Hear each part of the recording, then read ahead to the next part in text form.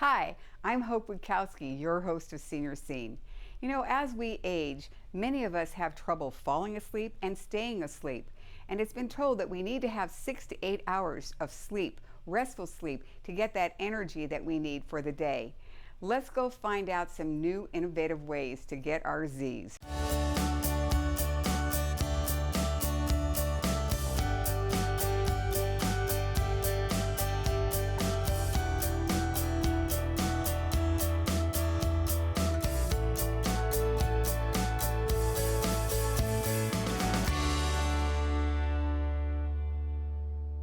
If getting a good night's sleep is hard to come by, know that you're not alone. Studies show that more than half of older adults living in the United States find sleeping a challenge. We met Ken Tasaki, whose job takes him out of the country with different time zones. This is just one of the challenges that gives him problems with falling asleep and staying asleep. I'm always a light sleeper in my entire life. That is, I will wake up frequently throughout the night. And about 15 years ago, I started having a serious trouble staying asleep. I wake up middle of the night and couldn't go back to sleep. You know, I lie down, awake for hours. So it was a very excruciating experience. But I didn't think about going to doctor at that point. I didn't know much about sleep disorder, physicians, and things like that. So I tried a number of things like melatonin, Chinese medicine, whatever I could find, but nothing worked. But I didn't really ask for professional help. That was my regret. Abby works long hours doing production work, which involves writing scripts. She never thought that her life would be upset by something like not getting enough sleep. In 2010, I was getting really, really tired and started having achy muscles, and I had just moved and a whole bunch of things had happened in my life, but when that was all over, I realized I was still sort of having trouble sleeping. So I went to my doctor and he sent me for a sleep study. And that was the beginning of getting diagnosed with fibromyalgia, which one of the symptoms is disrupted sleep. Unlike Ken, she was having more serious reasons for not being able to fall and stay asleep. I think the hard thing with sleep is that it seems like this very abstract thing. So it's sort of hard it takes you a while to realize you're not getting good sleep, and then it's hard to grasp, like, how would I get better sleep? How do I express how tired I am to my doctor, to my friends? You know, you can say I'm tired, I'm exhausted, but I was at a level even beyond exhaustion when I sort of brought it up with my doctor. So I think it's hard to pinpoint that abstract sleep. How do I get better sleep? And that's what the doctors and the sleep studies are there to help you figure out. Both Ken and Abby needed a solution to their sleep problems as it was impacting their day-to-day ability to function well. For Ken and his wife, it was dreams that had him swinging out his arms, and the big wake-up call was when it landed on his sleeping wife. I realized that this is something serious. I have to ask for professional help, or I may receive a restraining order from a court. So I don't want that. So I called up a doctor. For Abby, who had some serious problems with her health, she needed to have some deeper studies of why she was in such pain and also why all this was affecting her sleep. Abby was instructed to have a sleep study at the Sleep Center at Torrance Memorial Hospital. When you come in for the sleep study, you bring your pajamas and you show up around 8 o'clock at night, and I brought my own duvet because I'm very attached to my duvet. You get very wired up. It looks sort of science fiction-y. You have wires on your heads and lots of diodes and things. But that's also, they can monitor heartbeat and muscle twitches and your breathing and things like that and your brain activity. So, at first you think, oh, I'm never going to be able to sleep with all of this attached to me, but you do, manage to fall asleep. And of course they take into account that, you're not at home in your own bed getting regular sleep without all these wires hooked to you. So they account for that in the results. But after the study, there were still answers that needed to be found that were not revealed in the first sleep study. I had another sleep study done in June, and what we found was that I was not getting any of what's called the N3 level of sleep, which is the very deepest level of sleep. I scored a 0 on the test. So now we're just trying to, sort of reteach my body how to sleep and how to get that deeper level of sleep that's so necessary. For Ken and Abby, the help they needed could only be given by a sleep specialist. Dr. Nisley is the doctor that Torrance Memorial Hospital has on staff to fill these patients' need of getting answers to their sleep problems. The main reason that people come to see me is because they're tired in the day, and one of the leading causes of tiredness in the day is insufficient sleep at night. Variation on that is adequate time of sleep but poor quality of sleep. So people can have trouble doing their job, being alert, trouble driving, could lead theoretically to auto accidents or things like that. The doctor has a format that he takes as he evaluates his patients. I review all the records every morning, I guess you would say, and to see what, and then we do data reduction on everything and get it all on paper, and so I can show it to the patient. Here's your sleep study, here's what you did, and it's a big eye opener for them. They say, "Oh, I didn't realize that." When I tell them that, they were loud snorers on their backs and not so bad on their side, or they had restless legs or things like that, so they get to see a sort of a graphic picture of what their sleep was like, and I get to see their chronological tally of their sleep and wakefulness.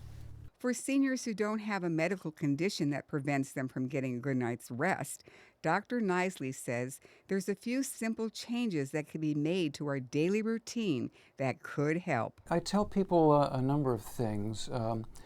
First, your sleep time should be regular. If you're a shift worker, that's a problem. But if you're not a shift worker, your sleep time should be in the evening at 10 or 11 or 12. A lot of times people who have trouble going to sleep try to compensate for that by going to bed earlier, and that usually is counterproductive. What we usually say is to delay your bedtime a bit, maybe half an hour, an hour, so you'll get to sleep more quickly and stay asleep. And trying to sleep basically regular hours. The average requirement for sleep is about 8.25 hours. You should try to get about that. Now, the average that people actually get is usually less, especially if they're working, or if they have children, young children, or babies. Those are all reasons why people get less sleep than they should. Sleep disorders seem to be getting more attention from pharmaceutical companies, but doctors caution about taking any kind of chemical substance to solve their sleep problems.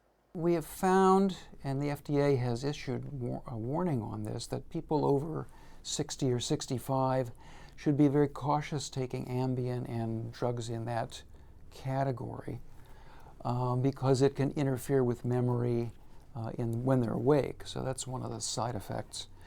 And so when I see someone who's older, I am very cautious about prescribing Ambien and drugs in that category.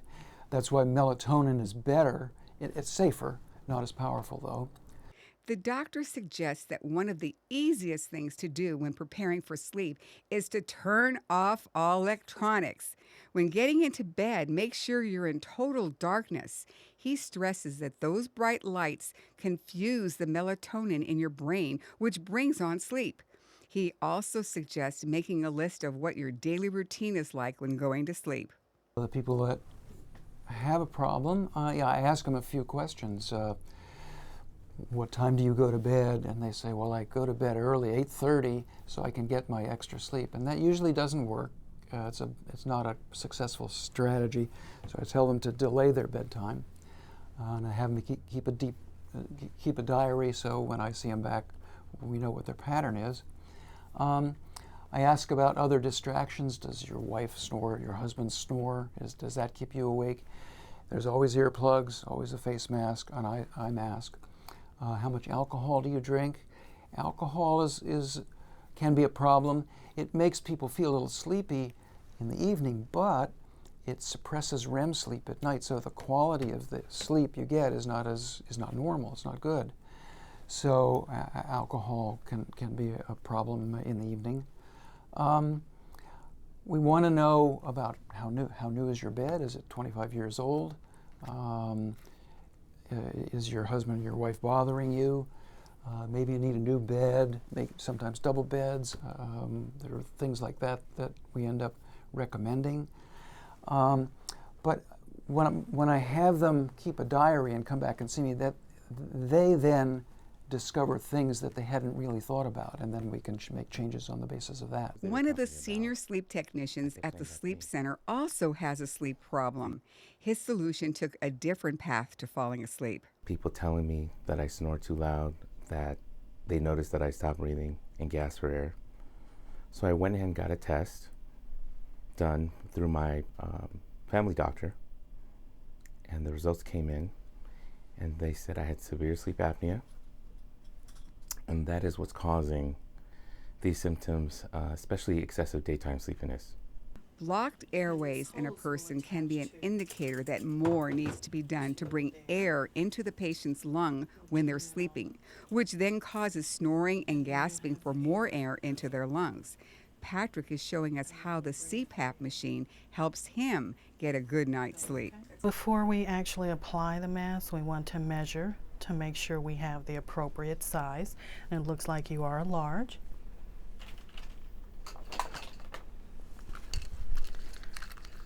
This is a large mask. I'm going to ask you to, thank you. Okay, how does that feel so far? Okay.